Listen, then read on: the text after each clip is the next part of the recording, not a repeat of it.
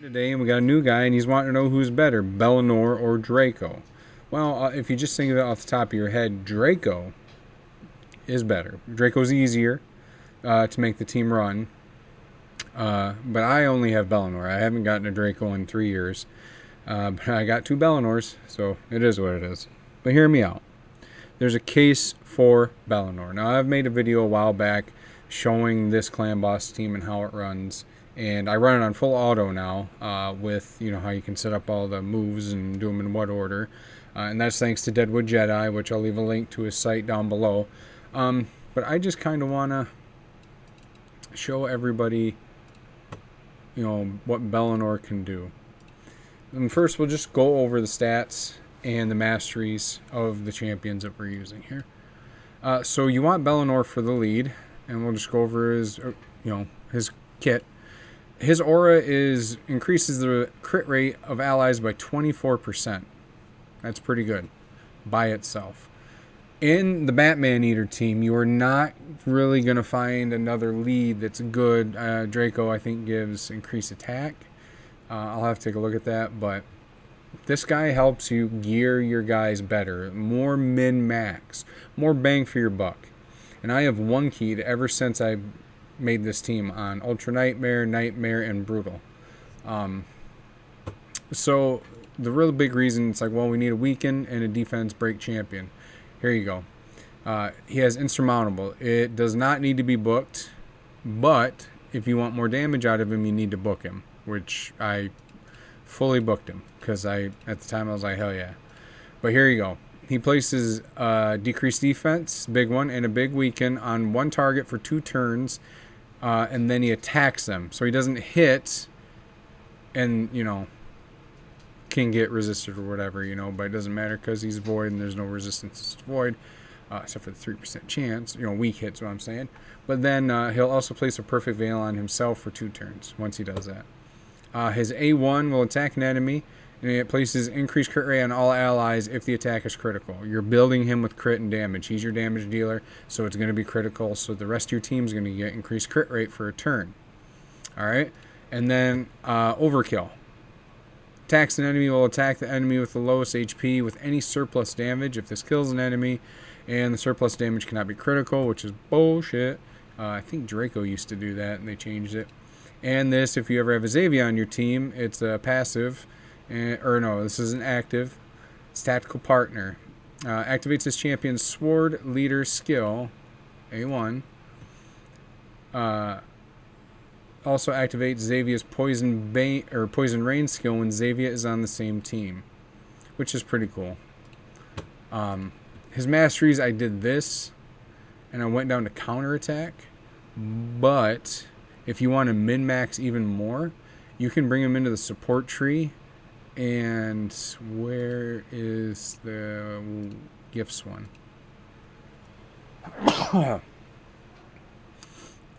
You could put glassing gifts on him for his increased crit rate. And you could min-max even more and trying to get an extra turn out of it. I think you would just have to go here. Down, down, down. Right. No, I don't think you can. No, never mind. Don't listen to me. You can't use any turn meter manipulation stuff like this. Oof, that'd be a rough one. Yeah, sorry. Never mind. Anyways, I have him in Relentless and Cruel. Big bonuses, right? You can put this guy in Relentless because he will take his turns in between both man-eaters putting up Unkillable. So it doesn't matter. The boss should never touch him. I do need to upgrade his gear a little bit. I think this one. And double crit rate and speed. I could get a 6-star that's better than that. And then this is accuracy with 1 speed and 1 attack percent roll. So I could get a better one there too and a 6-star. But I have a counterattack ring on him. It's pretty good. And I would recommend getting a counterattack ring on him too, and an amulet and a banner if you can, because of his kit with him counterattacking and proccing his A1 and giving everybody increased crit rate all the time. You could effectively drop everyone's crit rate down to I don't know, let's do some math. Increases the 30% increase crit rate, so 30. So it's 54%. You could have everybody at 56% crit rate other than him. He would still need to be up here in like 76% range, which mine's a little over for his aura, but that's fine. And then, yeah, you could just min-max that shit. I bet you I could crank out more damage if I felt so inclined. But I'm not. And obviously we got attack percentage chest, speed. See, this chest could be a lot better where it could be more crit damage. But I just took the best I had. This is good for triple accuracy because he needs the accuracy to land the decrease weaken and decrease defense. And it also has crit damage, crit rate, and it's made stat speed. I honestly rode pretty good. And then you got speed crit rate on this with some crit damage. I wish that defense one would have went right there. Or crit rate. And then his helmet, crit rate, speed. And then this is double speed, crit rate, and attack percentage, and crit damage. This is honestly a perfect piece for him, right? And let's see here. Attack with attack percentage. Crit damage into accuracy and flat attack is really good for this. And we will just go quick overlooky.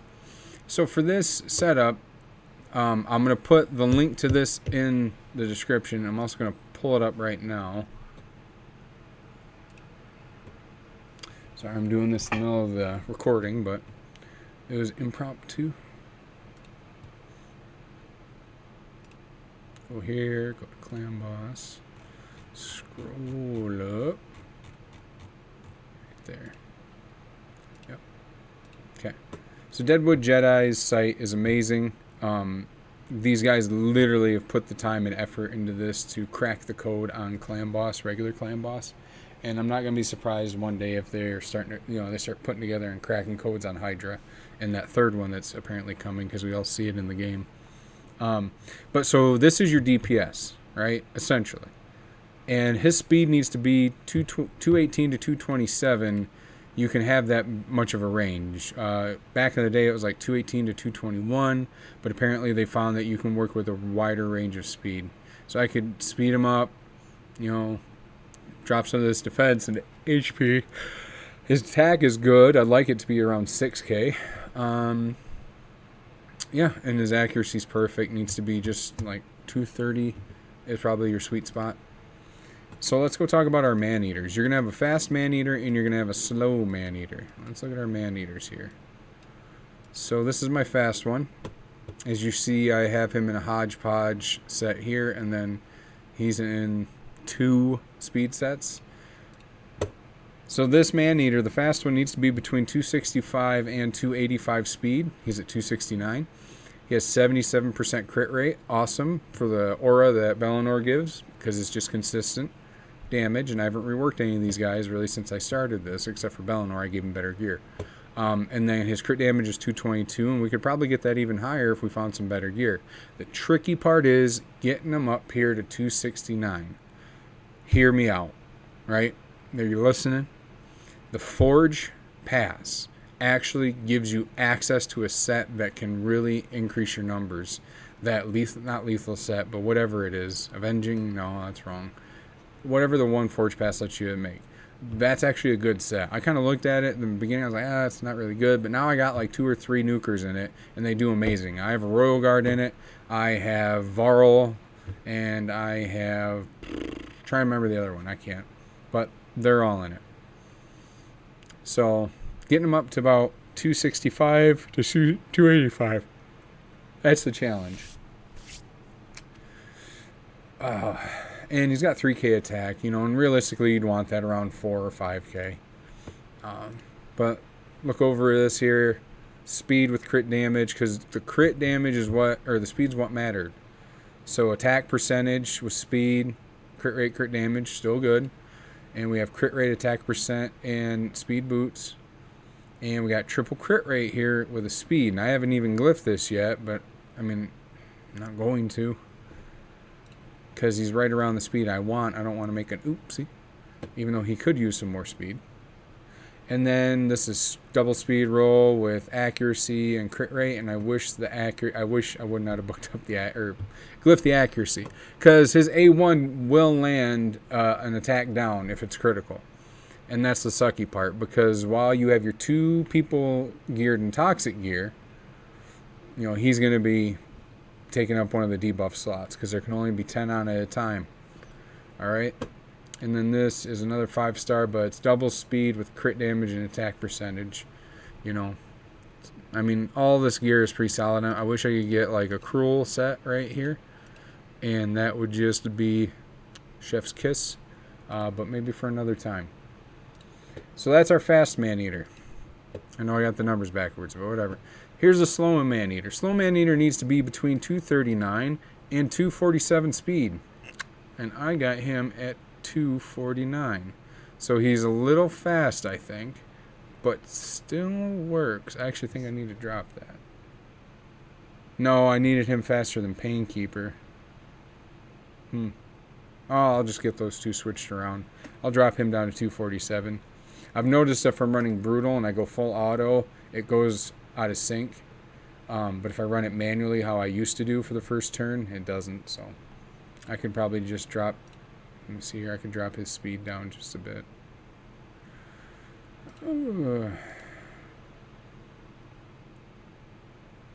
But you want him to be, in my setup, you want him being faster than Painkeeper. That's the big thing. And 80% crit rate, 234% crit damage, and he's got almost 3,000 attack. It's pretty good.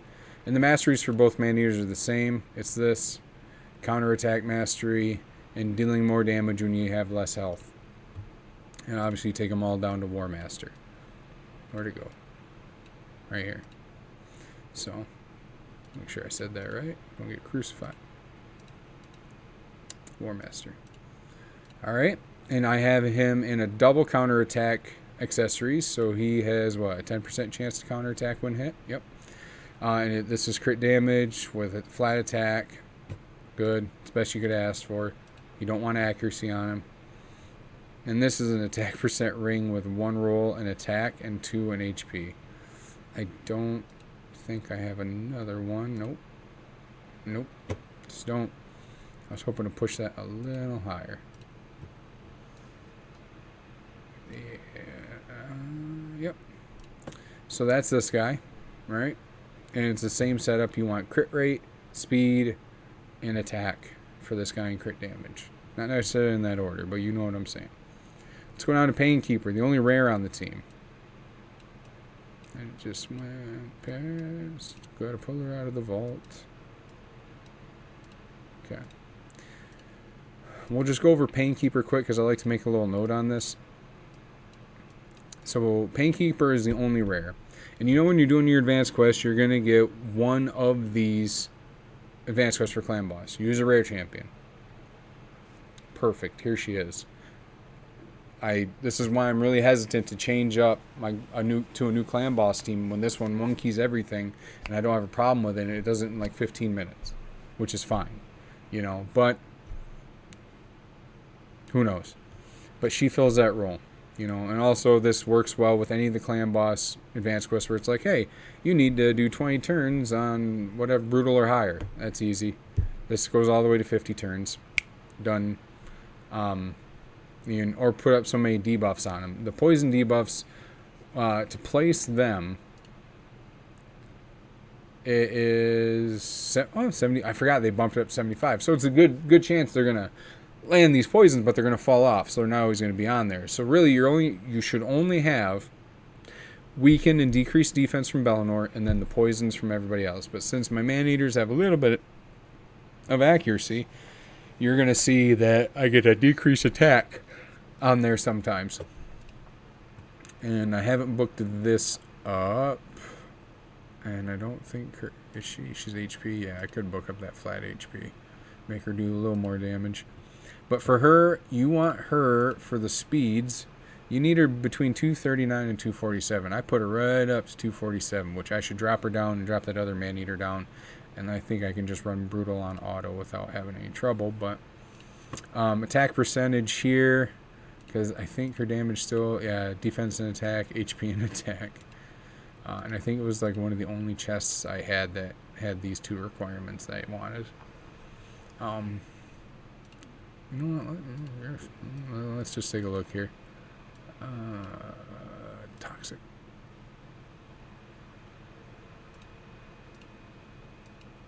I don't keep very many toxic pieces, and I should. Oh, lose way too much. Yeah, one with speed on it. It's that attack percentage though.